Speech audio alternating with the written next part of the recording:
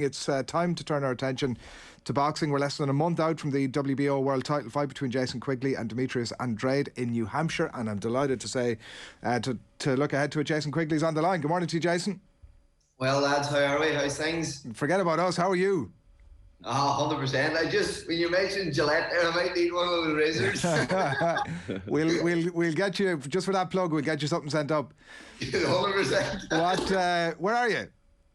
I'm actually back in Donegal here now for 3 days.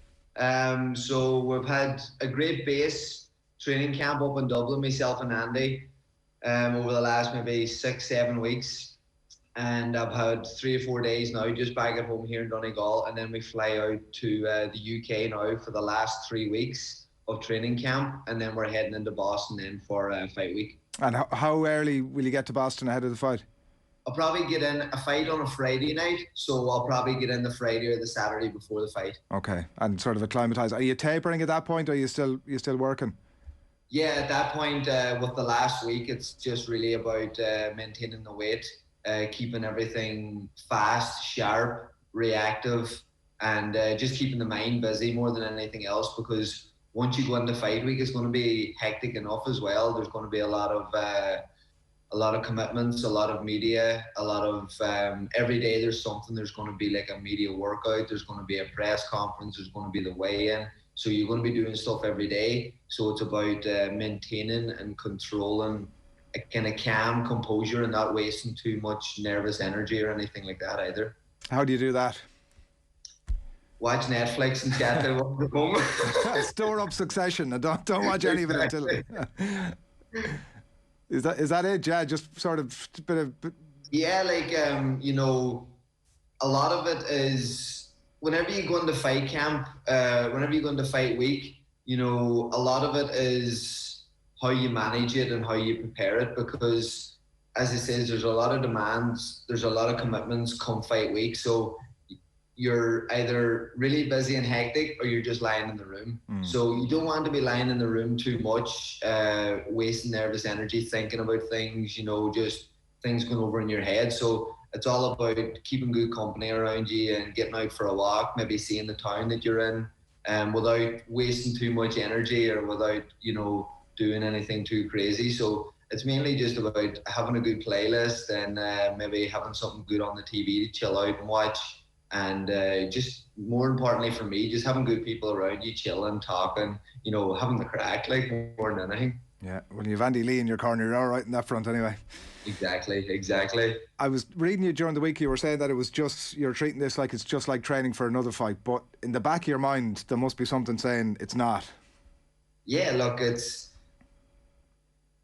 as a young kid, you look at this as like, this is a dream, this is a fantasy, this is something that you've envisioned since you were a kid, and that's all great and it's all well and good, but whenever you get to this stage now and you're mature enough for this type of an opportunity, it's not a fantasy, it's not a dream anymore. I deserve to be here. I worked my ass off my whole career. I've had ups, I've had downs.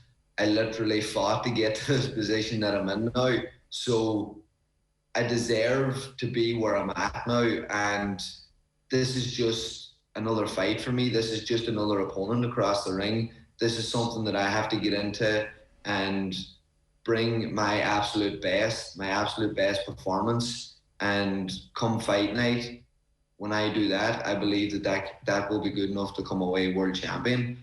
But in the lead up to this fight, it's about controlling the emotions, controlling the nervous energy, and not thinking that, I've been waiting for this all my life. Of course, you have that inside you. That's only natural. There's a bit of excitement, but it's controlling that and understanding that first and foremost that you have a job to do on November 19th. You have to get in there and take care of business. So that's kind of the mindset for me over the last couple of weeks and going to be over the next couple of weeks leading into this fight, that this is just another fight, and every fight I train and I prepare 110%, but there's a wee bit more on the line just in this fight.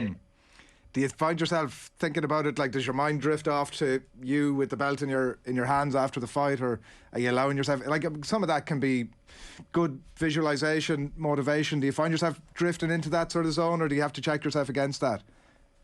No, 100%. You know, these things are coming into my mind, and I'm delighted that they are coming into my mind, because it shows the inner belief that I have inside myself as well, that I can envision this and that I can see this happening. And of course, there's nights you go to your bed and, you know, all you're thinking about is that decision, and, you know, Buffer or whoever is going to be calling out, and the new WBO World Middleweight Champion. You know, these are things that it's only natural to start thinking about, and I think it's good to start thinking about and visualizing it, and trying to make it into a reality before it actually is. So for me, yes, all these things are coming into my head. I am visualizing it, but I'm keeping it in a very controlled manner. And I'm not, you know, running around shouting and telling everyone, oh, I'm going to do this, I'm going to do that. Because, look, at the end of the day, Demetrius is a great champion. He's a 2-time world champion. He's undefeated as a professional.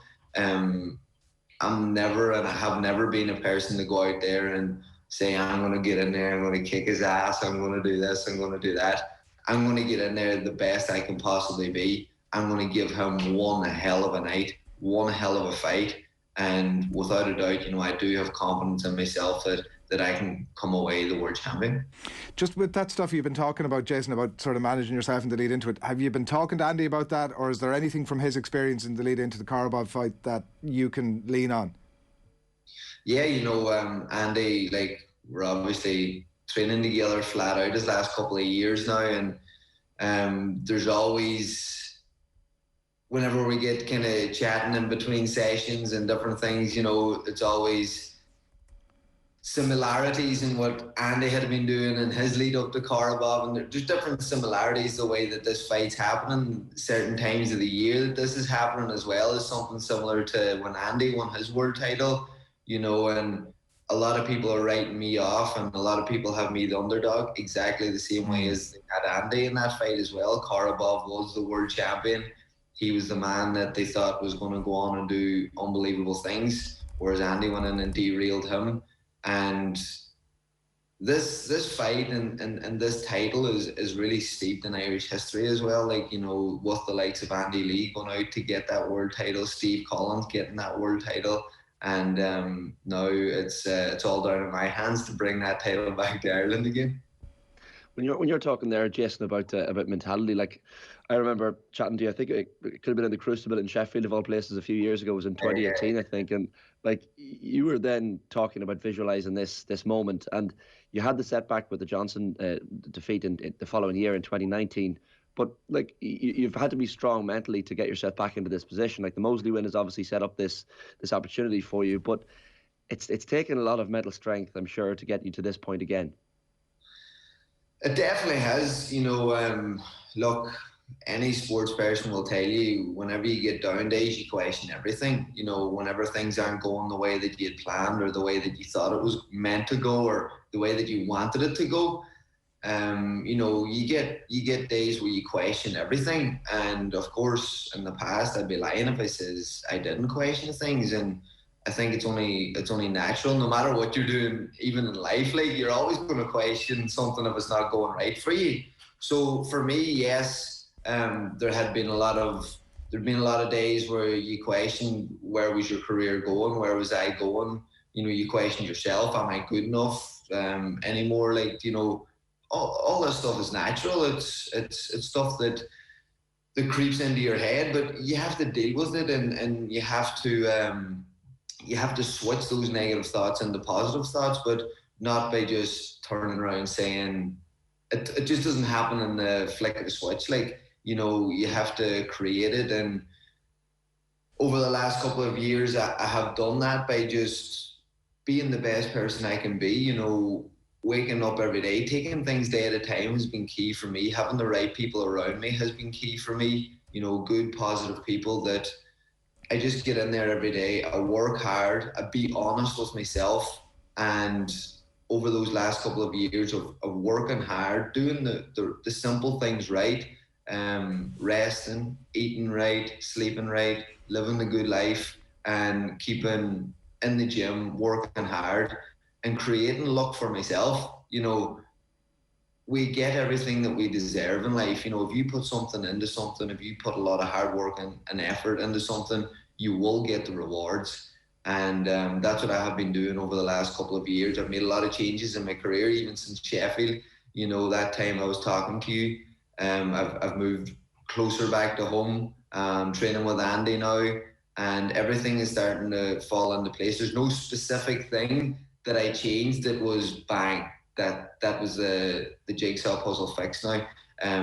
There's been a lot of different moving parts that have all created together. There's a lot of pieces missing in the jigsaw, and I put a lot of pieces together that has finally created the picture now that I'm in, and I'm very happy with that. And a lot of hard work, a lot of dedication, a lot of visualization, affirmation, all those types of things have put me in the mindset that I am now, and good things are happening.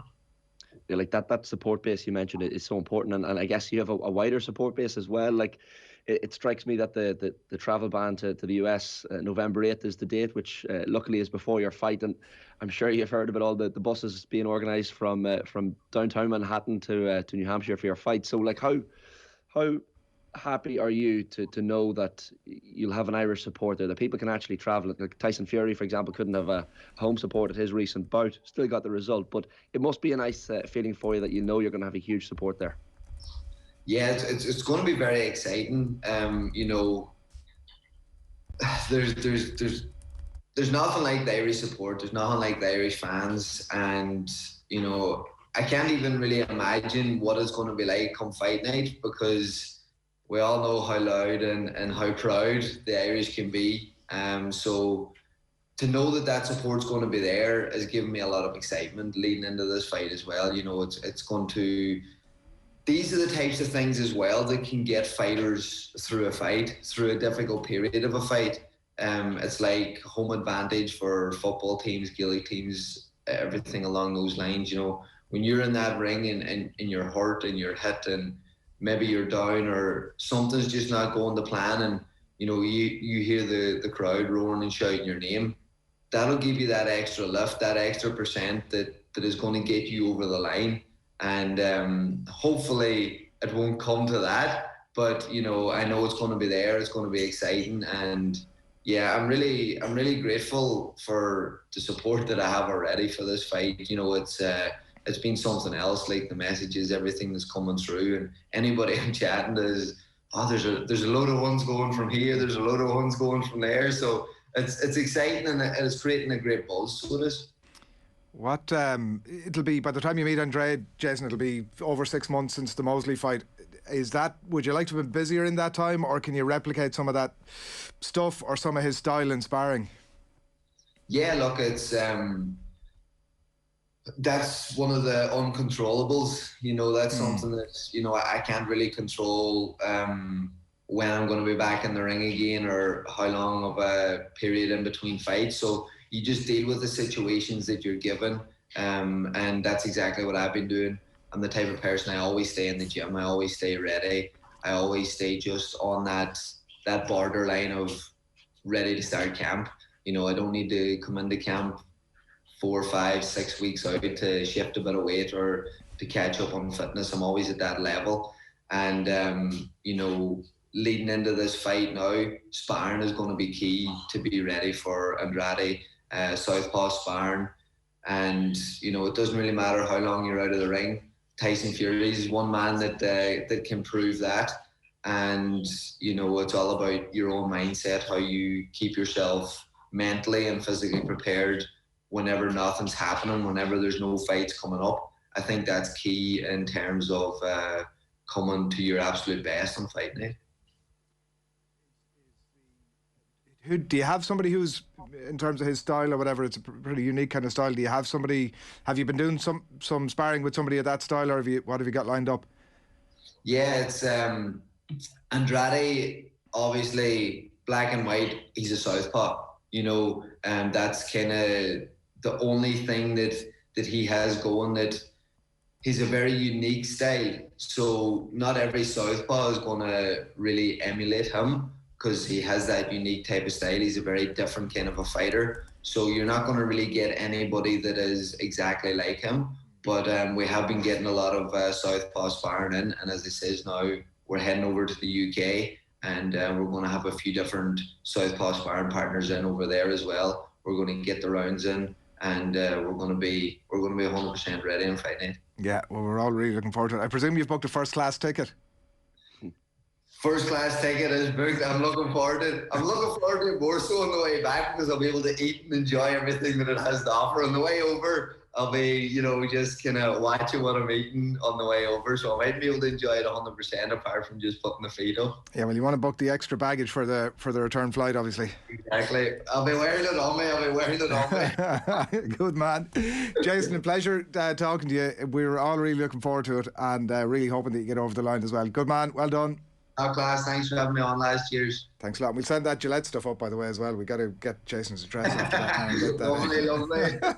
Get that stuff onto you. Good stuff, Jason Quigley there. And lads. Thanks a million. We're going to catch up with Jason again down the track, and we'll have plenty of build up to that fight as well. Obviously, close to the time. He's definitely a boxing story that we can all feel comfortable with getting behind.